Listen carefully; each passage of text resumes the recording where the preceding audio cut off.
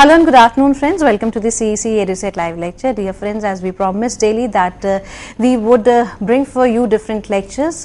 So, depending on your demands and catering to your needs, today also we will be talking on a very important topic. And the topic is retrospect, history of India from 1857 to 1950. For this very discussion on the topic, we have once again with us in our studios Dr. Manoj Sharma. Dr. Manoj Sharma is Assistant Professor in Department of History, Kirodimal College, University of Delhi. We believe that Dr. Sharma's immense experience would definitely help us out in understanding the topic. So, I would like to welcome our guest, Dr. Manoj Sharma. Dr. Sharma, welcome to DDSET lecture. A very good afternoon to all the viewers. Today's topic of discussion is retrospect, history of India from 1857 to 1950. In the earlier lectures, we have discussed the various aspects of this particular period. And when we try to recollect the important events which were associated with this period, we would like to talk about the revolt of 1857, the socio-religious reform movements, the starting of the national movement in India with the emergence of the Congress in 1885, and the various phases of the Congress from moderates to extremists to revolutionaries to the Gandhian phase, and how all these phases they contributed to the freedom of India. So in that perspective, this period is very important, that it not only provides us the history of all these events, but at the same time it also gave us an opportunity to get free ourselves from the colonial rule, and how colonial rule, because of its apathy, because of its exploitation, because of its nature of superiority towards the natives, and how they tried to exploit India in every way, was detrimental to the interests of the Indian. So when we talk about the socio-religious reform movements initially in this particular period, we find that in the initial part of the 19th century, when the socio-religious reform movements they were started, both social and religious, they are interlinked because of the fact, because in India the social reforms were also related to religion as well. They are intertwined and intertwined in this way. And the socio-religious reformers, they also realized that unless they will bring about change in the religion, they cannot bring change in the society as well. So at the same time, when they were talking about both these aspects, they were also talking in the terms as India was under the colonial rule. So how the socio-religious reform movements, they got also associated with the issue of cultural regeneration, that how Britishers, their attitude towards the Indians, where they considered them inferior and considered themselves as superior. So how their attitudes towards the Indians, how the kind of policies, they also reflected the attitudes of the Britishers. So in this way, when we will try to understand the socio-religious reform movements, we will find that they are linked to the two issues. And these two issues are basically with regard to the dining or marriage, because both these issues, that intercaste marriages and intercaste dining, they were not being taking place. And if both these things they take place in society, then all the barriers with regard to the caste, they will also get away. It was also related to the issue of national consciousness, because the cultural ideological struggle which was represented by the socio-religious reform movements was an integral part of the evolving national consciousness, because movement brought initial intellectual and cultural break which made a new vision of future possible. It was part of resistance against the colonial cultural and ideological hegemony. So when we see and try to assess the socio-religious reform movement, we see that the colonial structure or the colonial and ideology was also linked to the colonial hegemony. And when they were trying to see the Indians in a different light, when they were trying to project Indians in the sense that they were inferior in every way, their customs, their traditions, they were inferior to the British, then Indians, they felt that they should also bring about certain changes in their own traditions and culture. So this was an important period. Apart from this, when we come to the other important event specifically, was the issue or was the event of 1857. And the 1857 revolt was very important in the context, because it was the first attempt to break free from the shackles of the colonial rule. and there were various causes for the revolt of 1857, be it the political causes in the framework of the doctrine of lapse, that how Lord Dalhousie he introduced the doctrine of lapse, because of which a number of Indian states they were being taken away by the British. On the other hand, when we try to see it in the framework of economic causes, we see the triumvirate of Sarkar, Sahukar and Zamindar, and how all the three they were trying to exploit the Indians, and the various revenue settlements they also tried to exploit the Indians. Other kind of causes, be it the religious or military.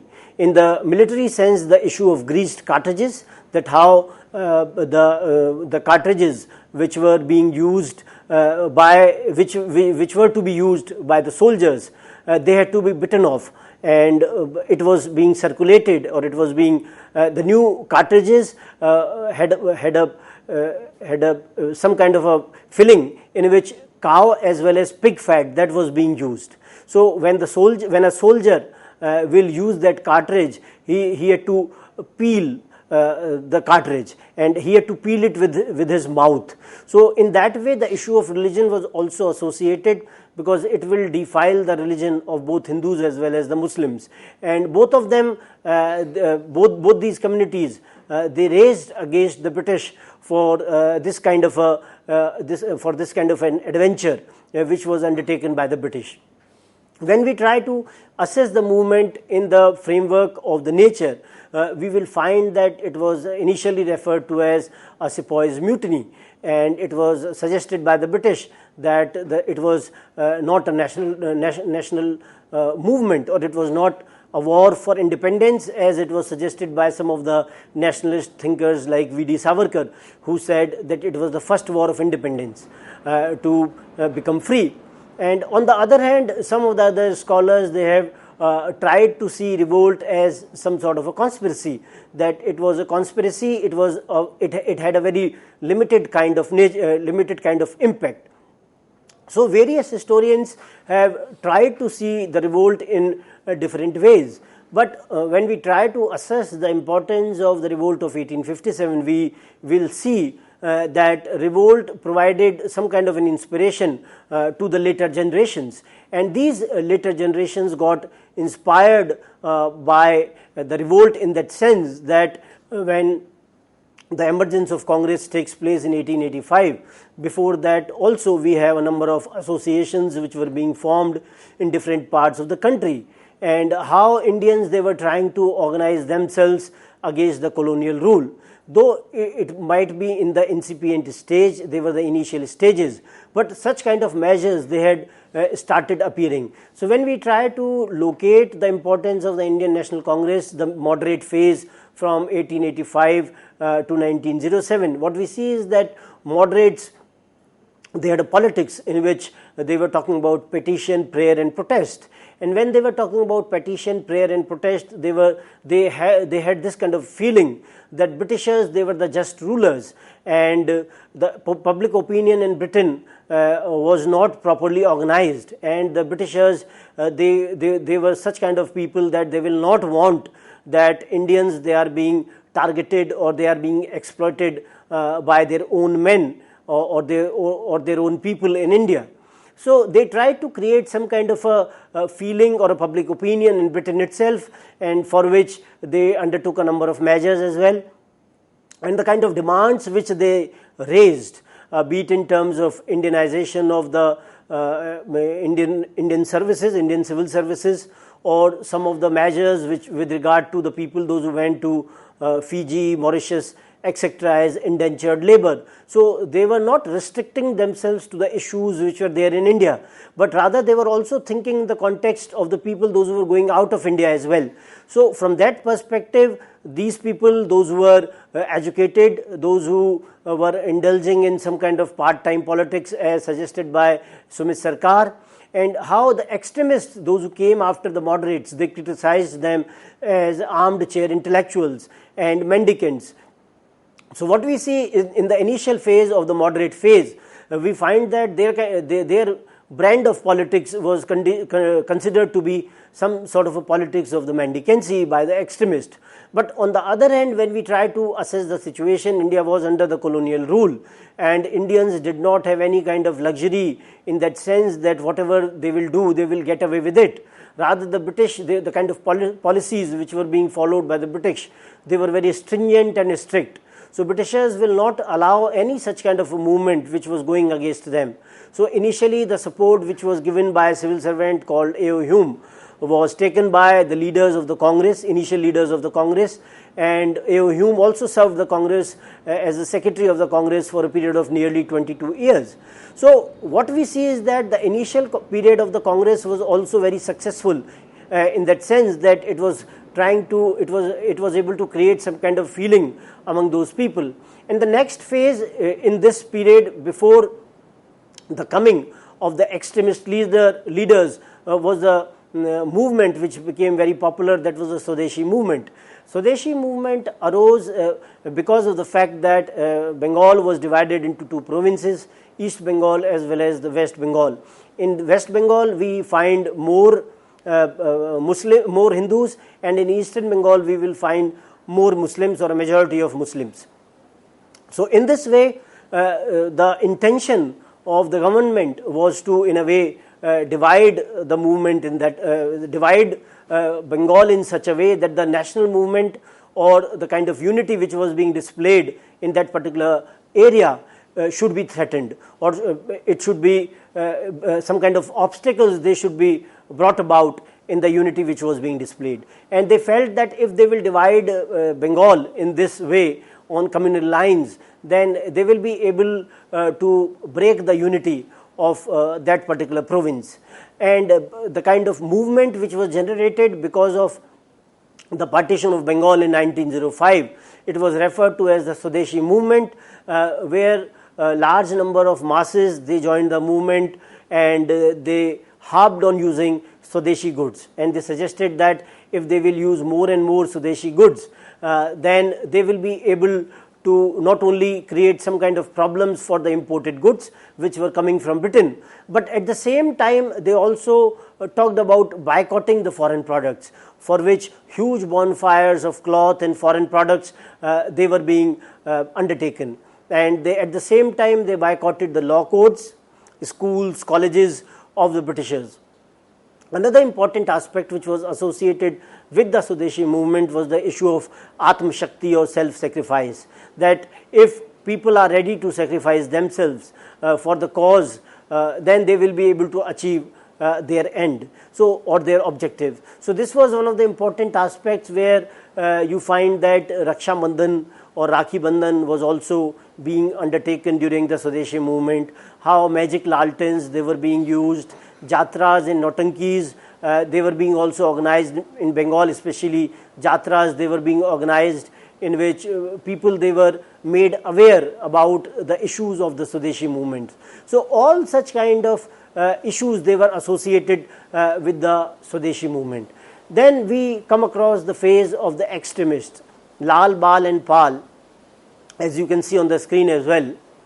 They were the critics of the moderates, and they criticized the mendicancy of the moderates as well, but they harped on the excessive glorification of the ancient heritage, and they also deified nation. They considered nation to be as some sort of a mother, so which alienated Muslims. So these were some of the limitations of the extremist kind of politics which was being followed by the extremist leaders. But on the whole, if we try to assess the situation, we will also realize that the emergence of the extremists in the Indian politics was also because of the fact that they realized that moderates were not all that successful, and they were not able to get their demands realized by the colonial masters.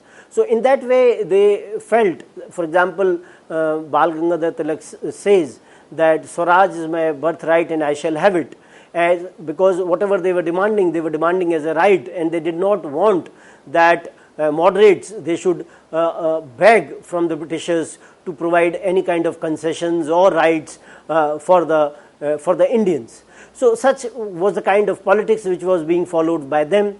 Later we also see that the kind of politics which was being followed by the extremists, it also did not bear any kind of fruit, because larger mass mobilization, as we find in the case of Gandhi, could not be seen in the politics or the policies which were being followed by the extremist leaders, and because of which we find that there was a phase of the revolutionaries. And these revolutionaries believed in the cult of individual heroism. They were disillusioned with the British government, and they used violence to achieve their objectives. And for that they attacked the government officials and treasuries. And Ghadar movement was one movement which was started in San Francisco in America. And this movement was also related to the Indian conditions as well, because the people, those who had started this movement in America, they realized that unless India will become free, then till then they will not be able to achieve any kind of status for themselves in America. So they realized that to become independent they had to support India, and people or the revolutionaries, not only from America but those who were staying in other parts of the world as well, be it South Asia, Southeast Asia, they asked them to help the Indians in every way, not only in terms of providing money but also in terms of arms and ammunition, and also in terms of people going to India as well. So all sorts of help was to be given to the Indians as the Ghadarites asked from its members. But at the same time, revolutionaries, generally there is a tendency to see them as terrorists, because some of the Cambridge scholars or some of the Indian scholars also have used this term terrorism. But the connotation of the term terrorism has changed in recent times, and these people, they were terrorizing the British officials. So this kind of application of the word terrorism was suitable for the British historians or the Cambridge historians, and these historians were writing history with all kinds of prejudices against the Indians. So this term which has been used is totally a misnomer, and it should not have been used at the initial sense. But we can also locate this term in the sense that it was used by the Cambridge historians, and this term was not at all applicable when we try to see the revolutionaries, because they were fighting for the independence of India, and they were trying to strike some kind of a threat to the British. So in this way, this term has been debated recently as well. Then we come to the next phase, which was the phase of the Gandhian politics, and the ideology and the politics of Gandhi was being seen in this particular period. Satya and Ahimsa were the tools of Gandhi, and how he suggested that the means and ends, they should also be kept in mind always. If we want to achieve good ends, good means should also be employed. He also believed that the belief and practice should be same. If we are preaching something and we are not practicing that thing, then we are not justifying our ideological position. So this is what particularly Gandhi felt. He used various techniques to achieve independence. For example, Satyagraha was one, then fast. So all these kind of things, they were being used by Gandhi so that India could achieve its independence. And at the same time, initially when we try to see Gandhi came to India in 1915 from South Africa. He was already some sort of a celebrity in India, because he was well known for his work which he did in South Africa. So when he came, he tried to assess the Indian situation and moved around different places of India in local compartment of a train. And then he realized that now he was ready to pursue his brand of politics. And the initial movements of Gandhi, be it Champaran Satyagraha or Ahmedabad Mill Strike or Kheda Satyagraha, all these three initial experiments of Gandhi, they became successful, because in all these three experiments in which Gandhi used the techniques of Satyagraha, Gandhi used the technique of fast, he was able to bring this kind of consciousness to his opponents that he was doing something right, and what they were doing was totally wrong, and they should relent in that sense and bring some kind of justice for whom Gandhi was fighting. So initially he was successful in his experiments, and thereafter when the Rowlatt Act was introduced in India, which was talking about preventive detention, no appeal, no vakil and no dalil, and Gandhi and others, they tried to organize themselves against the Rowlatt Act. And during that particular period, we also find that Khilafat movement has also started, and Khilafat movement, Khilafat committee met a number of times, and they decided to start a movement called the Khilafat movement. And Gandhi and Ali brothers, both of them, they came together. A number of meetings of the Khilafat committees, they were also being organized, where Gandhi was always a special invitee. And finally they decided that how the British, they dismembered the Turkish Empire, and because of the dismemberment of the Turkish Empire and the kind of apathy or disrespect showed to the Khalifa or Caliph of Baghdad, Gandhi and others, they decided that this movement should be started, and how Khilafat movement and the non-cooperation movement, they merged as well. In 1920, when this movement was initiated, this was also undertaken. Before that, we also find that the issue of Jallianwala Bagh massacre, where a large number of people, they were being massacred by the colonial rulers, and how these people, those who had assembled peacefully and were without armed, and how in a very barbaric manner they were being killed by the colonial rulers. It was also criticized at different places, and Gandhi felt that the Punjab wrongs which had taken place in the form of the Jallianwala Bagh massacre, they should also be redressed. So these were some kind of concerns which were being found. Gandhi also initiated the important movements like non-cooperation movement, civil disobedience movement, and Quit India movement. Non-cooperation movement was started in 1920, civil disobedience movement in 1930, and Quit India movement in 1942. Gandhi was also talking about the issues of emancipation of women. He was also talking about issues of Hindu-Muslim unity. He was also talking about the issue of Swaraj. He was also talking about the issue of village welfare and charkha. So all these issues were very close to the heart of Gandhi, and Gandhi felt that through the constructive work which he was doing in the various villages of India, the Swaraj will usher in, and khadi and charkha became some sort of symbols, not only for the Gandhian brand of politics, but at the same time they became symbols for self-reliance and national unity as well.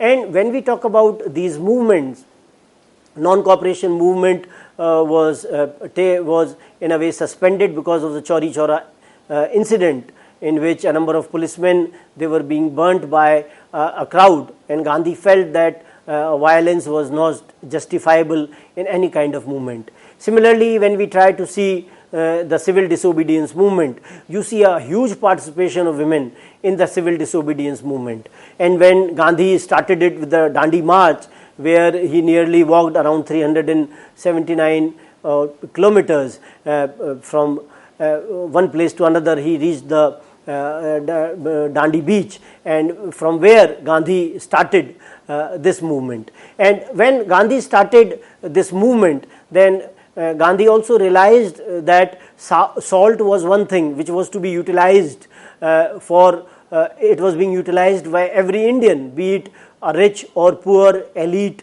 or any kind of disadvantaged section of society, and kind of salt laws which were being imposed by the colonial rulers, they were not acceptable to the Indians. So Gandhi felt that he will be able to garner a lot of support because of this salt law, and on the other hand, Britishers, they felt that the kind of thing which Gandhi has initiated in terms of breaking the salt law was a very petty or a minor issue, and it will not be able to generate some kind of a support which Gandhi anticipated. And Gandhi finally proved to be more successful, because a number of protests in different parts of the country, they were also started when Gandhi started this Dandi March. Another important issue was the issue of communalism, and Bipin Chandra, he has tried to talk about this issue and explained this issue in three phases. that the followers of the same religion have common socio-economic, political and cultural interests. That is what he talks about in the first stage. In the second stage, he says that socio-economic, political, cultural interest or the secular interests of followers of one religion are divergent from followers of other religion. That was the second stage. And thirdly, these interests are antagonistic to each other. This is what he argues that happens in the third stage.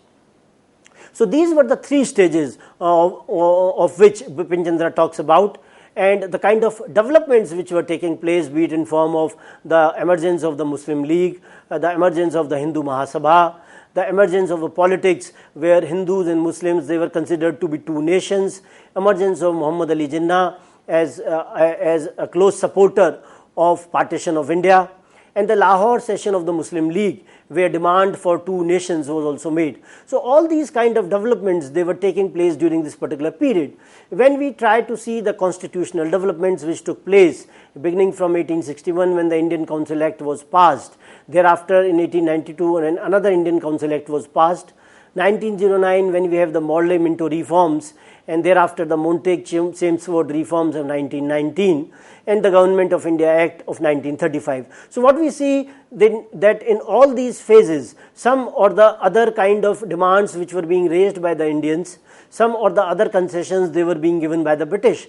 But at the same time, they also realized that Indians, they should not be kept together. So in 1909 and in 1909 and 1919, they make some kind of efforts so as to create some kind of separate electorates, especially in 1909, where they provided separate electorates so that some kind of a division could be created amongst the Indians. So that was another important issue of that particular period. Then we come to another issue, which was another important phase. That was the phase of the INA, or the Indian National Army, and INA, which was led by Captain Mohan Singh and Subhash Chandra Bose, and how INA played an important role in that sense, that how it was able to influence a lot of Indians. Thereafter, when India achieves independence, what we see is that the partition of India, it was able to create some kind of a scar among both the communities. How the violence which erupted, so many people died, lakhs of people died, lakhs of people, they got displaced in partition, how they became refugees in their own countries, and how the pain of partition could be seen in number of films as well. So that was another important landmark in the Indian history, where two nations, India and Pakistan, they were being created by the British, or the politics which was being followed by the British, and it has been referred to as shameful flight by Stanley Walport. So this shameful flight which led to this kind of a violence could be seen in literature, in cinema as well.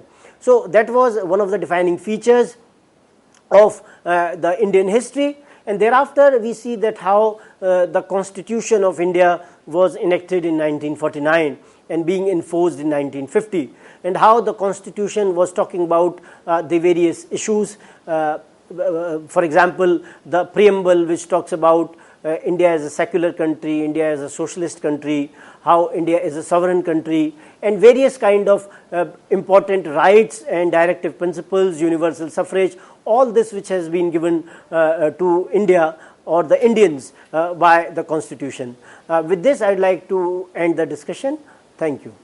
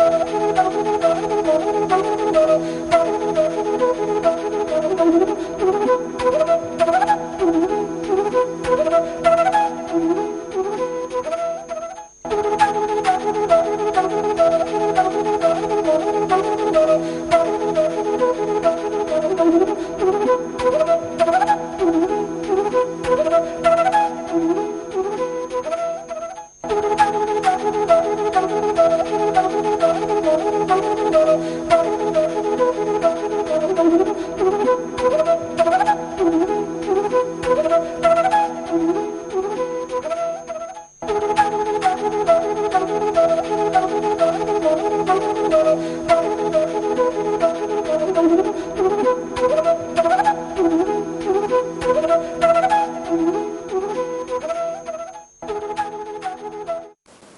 very good afternoon to all the viewers. Today's topic of discussion is retrospect, the period of history in the history of India from 1857 to 1950, and how this period has been studied by not only historians from a particular perspective, but at the same time how the events of this particular period are important to India as a nation as a whole. Because these kind of events which have taken place, for example the national movement, they are quite relevant in the sense that they were able to achieve independence for India. The role of the various national leaders, be it Mahatma Gandhi, Subhash Chandra Bose, Jawaharlal Nehru, Abul Kalam Azad, all these people, how they contributed to the Indian independence could also be seen during this particular period. And at the same time, the kind of policies which were being followed by the colonial masters during this particular period could also be seen, that how these policies of colonialism and imperialism, the after effects of colonialism and imperialism on the Indians, that how Indians they became quite poor during this particular period, the kind of exploitation which takes place during this particular period could also be seen. What we also see during this period is the understanding of the exploitative character of the colonial rulers, that how colonial rulers, their nature was such that they tried or wanted to exploit India in every way. They not only exploited India from the economic point of view, where they took a lot of money from India in the form of drain of wealth, not only in the sense that how the incomes of the foreign rulers, they were being sent to Britain, how the raw materials from India, how they were being exported from India to Britain, because of which India lost as a seller, and how they were sending the finished products, machine-made products from India, from Britain to India, and when Indians they were purchasing these kind of products, they were also losing as buyers as well. So all these kinds of exploitation, not only economic but cultural, political, social, could be seen in this particular period. At the same time, we see the contribution of the national movement as well, that how national movement it contributed during this particular period. As you can see on the screen as well,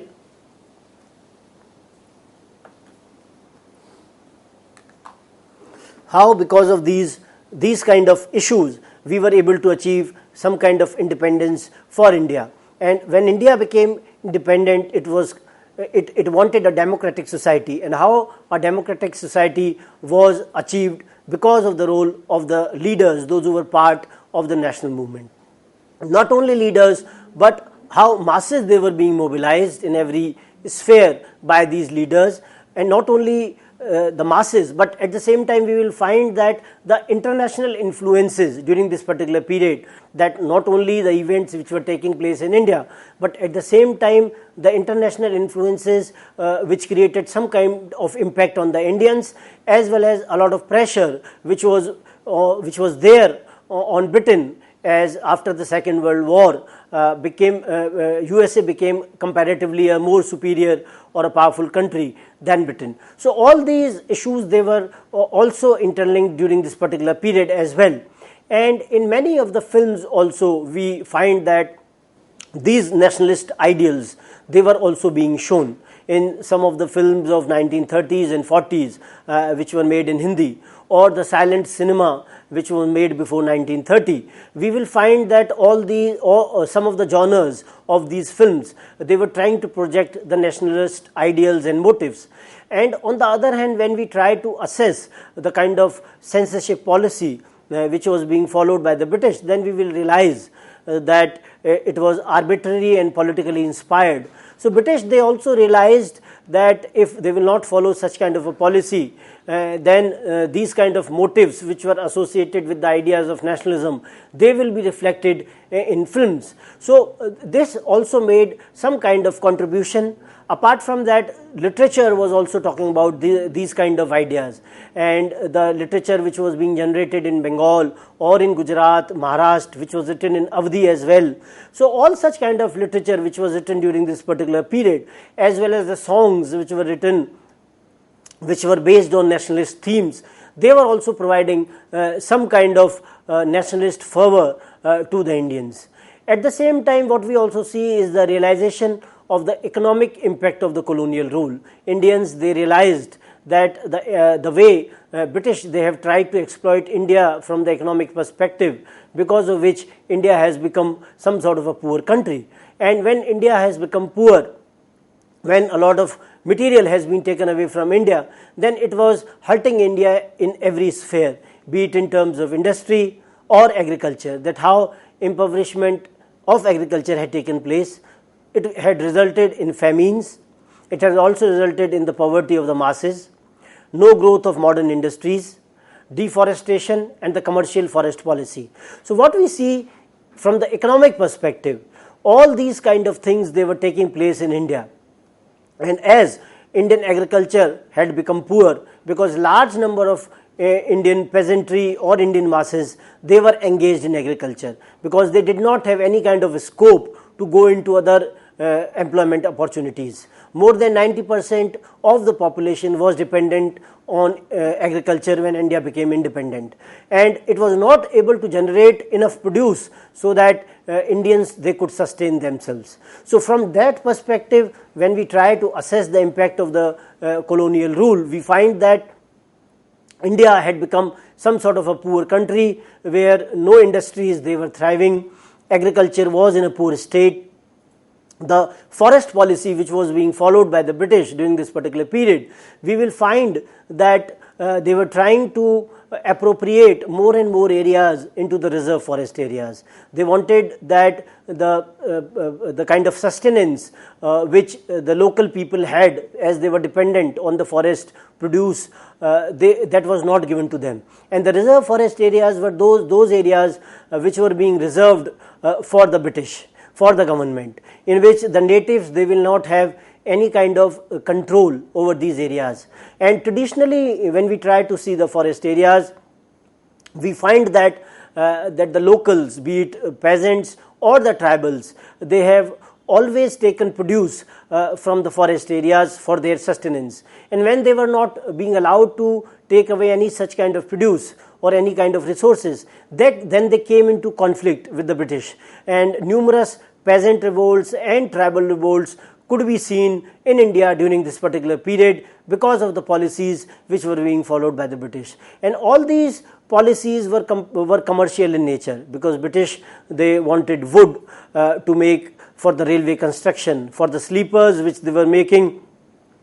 Sleepers, they were being used under the tracks, and huge quantities of woods, they were being used to make sleepers. And at the same time, we see that wood was also being used to make ships and furniture demands which were there in Britain, and they were manufacturing all these ships so that more and more raw materials could be taken to Britain and more finished products could be brought to India. So all such kind of policies create some kind of a dissonance with the colonial rule, and every section of society became in a way disaffected, or in a way they were not happy with the kind of situation in which they were living under the colonial rule.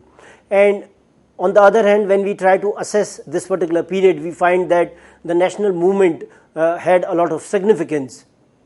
The emergence of the Congress in 1885 is considered to be the period when the organized kind of a national movement could be seen from 1885 onwards. And all the phases of Congress, be it the moderates or the extremists or the Gandhian phase, in all the three phases, a number of leaders, they got associated with the numerous kind of demands which were there in the society, and how they wanted to get these demands fulfilled from the colonial rule. And at the same time, the movement also brought the true character of the British rule.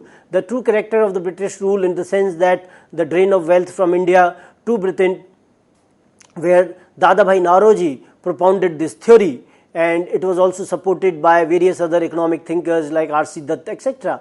And they found that huge sums of money from India to Britain was exported during this period, not only in terms of bullion but in terms of the raw materials which was being sent from India. And at the same time, the kind of establishments which were being managed by the British in Britain, the kind of money which was being utilized for these establishments, it was also paid from the Indian exchequer as well. The so-called paternalism of the Raj, British, they always argued that they were ruling India so that Indians, they become civilized. They showed that they were some sort of a paternal rulers. They were behaving with India in a very fatherly way. But that was not the case. If we try to assess the situation from every perspective, we will find that they were only using the paternalism of the Raj as a camouflage to in a way hoodwink the Indian people. So all such kind of policies in terms of racialism, as they were doing not only in India but also in Africa as well, where they were saying that they were more civilized and the natives, they were barbaric, and it was the duty of the British to civilize them. So the issue of white man's burden, British, they claimed, as Rudyard Kipling has used this term white man's burden, that British used this term and suggested that the white men, they have this burden of civilizing the natives or the blacks. So all these kind of measures or all these kind of ideological positions, they were being used by the British for their own ends. But when we try to see the significance of the movement, we see that it was able to create some sort of a secular and a democratic society. And at the same time, national movement was also able to mobilize the masses. Large number of people, they were being mobilized because of the national movement.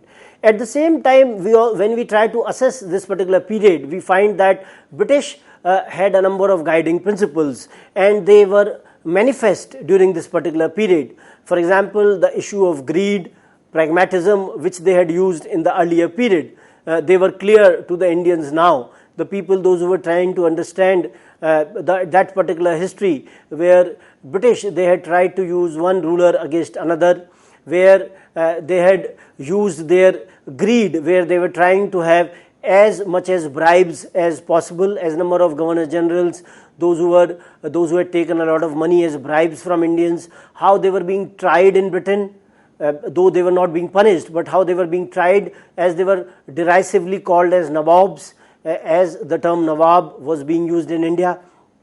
So all such kind of things, they were being happening. And at the same time, the kind of oppression in which British indulged was also realized during this particular period.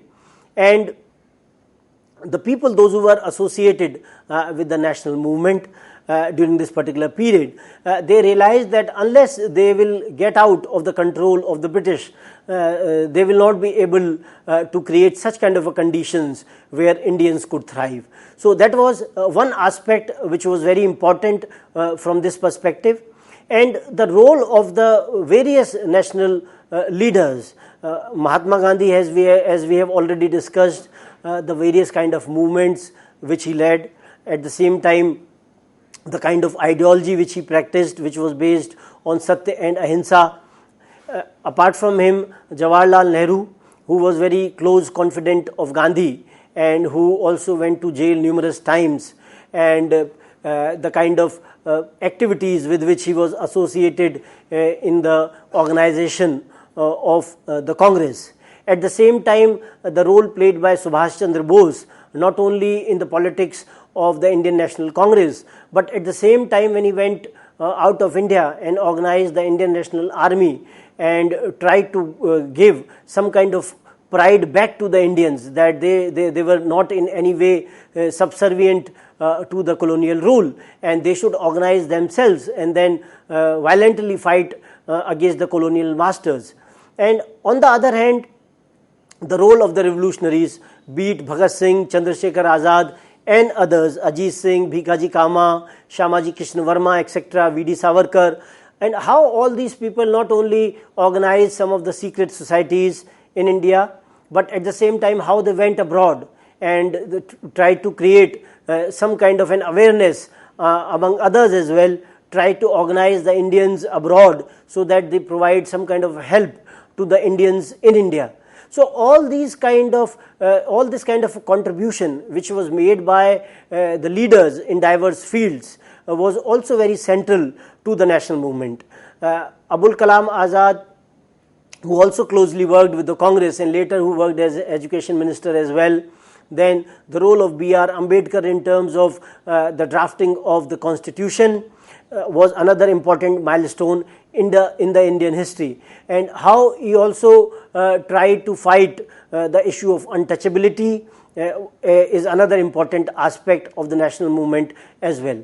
When we try to assess the movement in the context of the historiography, we find that a number of schools they have tried to see the national movement, and one of the schools is the Cambridge School or the Imperialist School, and the Cambridge School has tried to see the national movement as only some sort of a mock battle, and they argue that there was no basic contradiction between the interest of the Indian people and the British colonialism.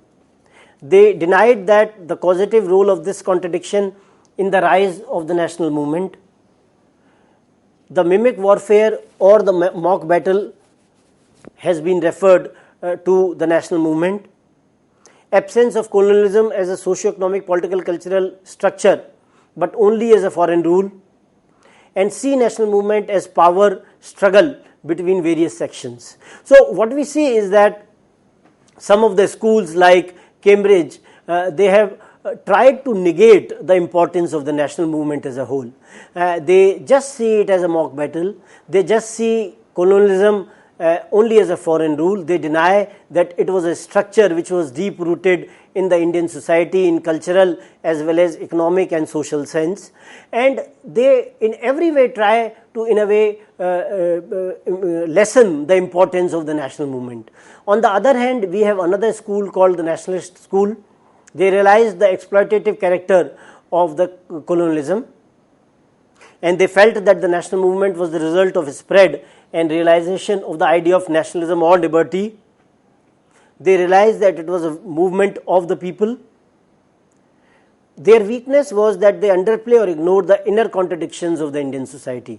So what Nationalist School did was that they tried to position the national movement as the foremost movement. They tried to position it as that the idea of nationalism was deeply rooted in the Indians, and they realized that this idea of nationalism was linked to liberty, that Indians, they have sought some kind of independence for India, and for this independence they had this kind of consciousness that they were consciously fighting against the British, and large number of people they came together for this kind of a movement so that they are able to achieve independence for India. But at the same time, the kind of weakness of this movement, of this school, is that they try to underplay the kind of contradictions which are there in the Indian society. Another school is the Marxist school, who sees the primary contradiction between Indian people and colonialism, as well as the process of nation in the making.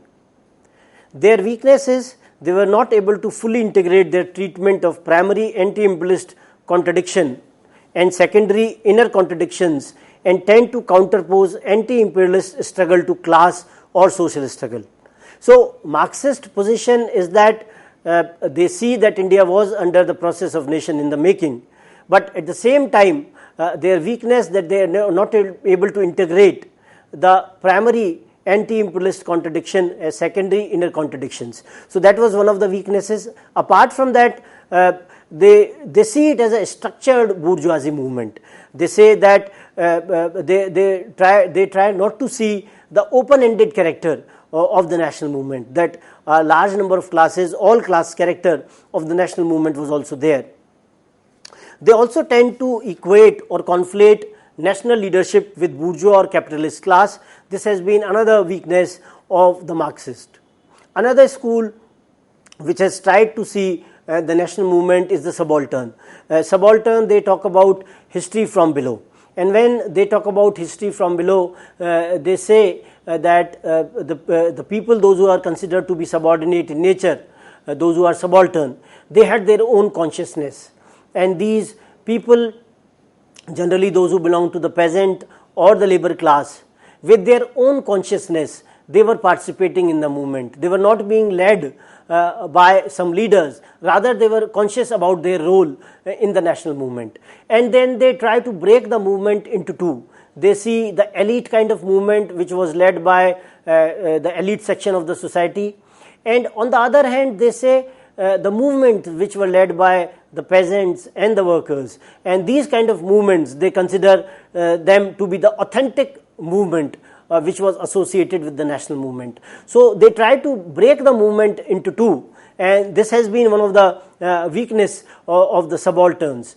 In that context, that they try to break the movement and try to see the movement from this perspective, that the elite movement was bogus national movement, and on the other hand their national movement was authentic in nature. So this kind of characterization brings some kind of resemblance to the imperialist and the neo-imperialist characterization of the national movement. Apart from this, when we try to assess the national movement, we will find that the national movement was the result of the fundamental contradiction between the interests of the Indian people as well as the British colonialism.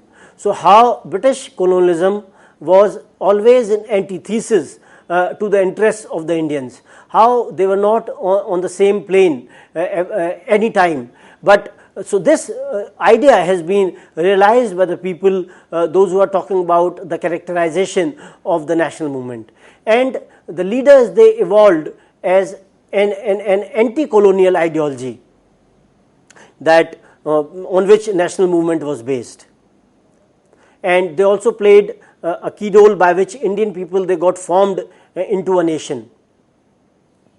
The objective and function of the movement to promote the growing unity of Indians through a common struggle against colonialism. So if we try to assess the national movement, some of the scholars in this particular field, they have tried to assess the national movement on these basic characteristics, where they argue that they are able to realize the contradictions. At the same time, they were able to propagate an anti-colonial ideology.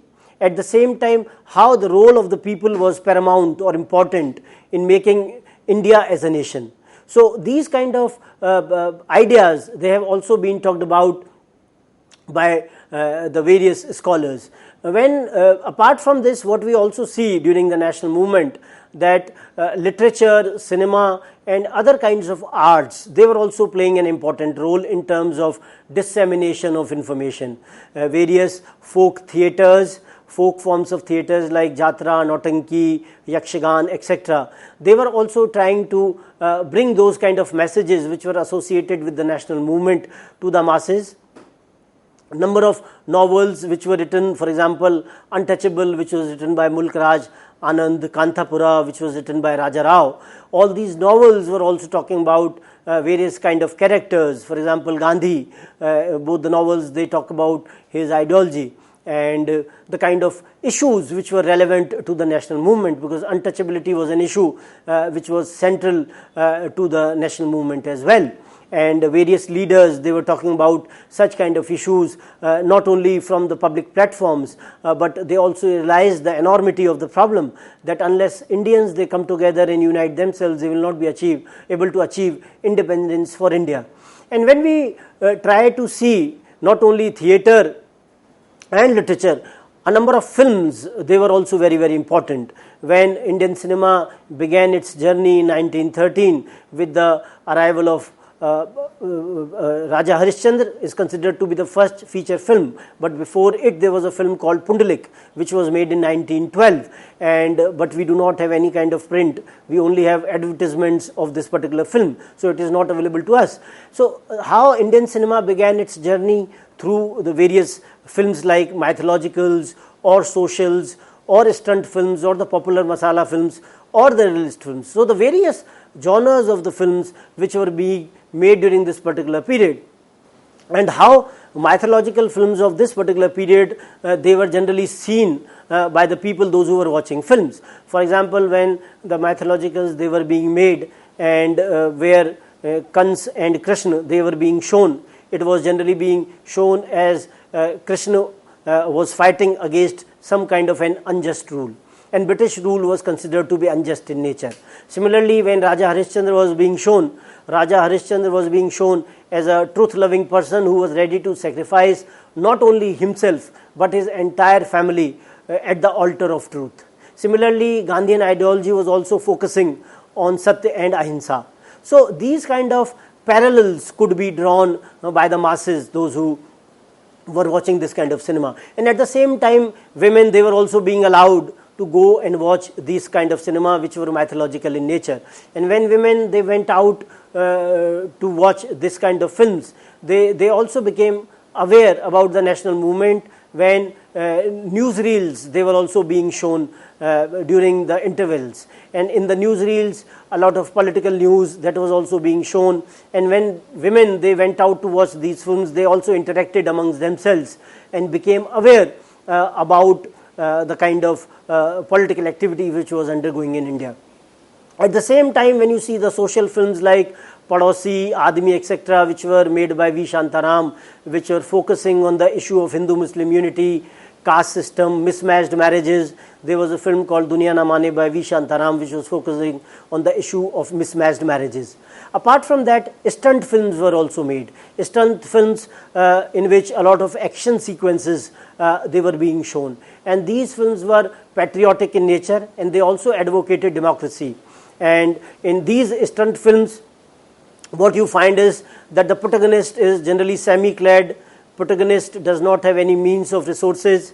On the other hand, protagonist was a person who had to get all kinds of riches, but which had been usurped by the antagonist. And the antagonist is shown who is illegitimately having all the kinds of money, wealth and resources which had been taken from the protagonist. So these kind of portrayals, they were also indicating towards a kind of reality in which it was being argued that British were the unjust rulers. They were the illegitimate rulers, those who had taken away all the wealth and all the wealth of Indians. So all such kind of characterizations were pointing towards all these kind of similarities. Apart from that, we also find realist cinema. Some of the films like Dharti Ke Lal and Neecha Nagar, they were made in 1940s, and all these films they were talking about the realist elements, and realist elements where a lot of poverty, unemployment, etc., that was being shown. So India was also under such kind of a situation under the colonial rule. Agriculture was not prospering, industries were not there, modern industries were absent, because of which such conditions were created. So films were trying to create trying to portray or depict all such kind of images which were also reflecting of the national movement as well. And all these kind of ideas, they were being in a way negated by the British, and at the same time they also used the censorship authority or machinery, and a number of films they were being censored by the colonial authorities or the British authorities during this particular period, and where all the nationalist symbols or motifs, if they were being shown in the film, they were being excised or cut. So I'd like to end my discussion with this point, that literature, art, all this kind of realm was also associated with the realm of the national politics as well, and they tried to portray in their own manner all these kind of situation in their own way. Thank you so much. With this note, thank you, sir. Thank you so very much for giving us a very, very productive session. Dear friends, we believe that all the lectures arranged for you are very, very beneficial. If you want to give your feedback for this particular lecture, then you can mail us at info.cc@nic.in. We would be meeting again very soon and would be discussing on another topic. Till then, take care. Goodbye. Thank you, sir. Thank you so very much.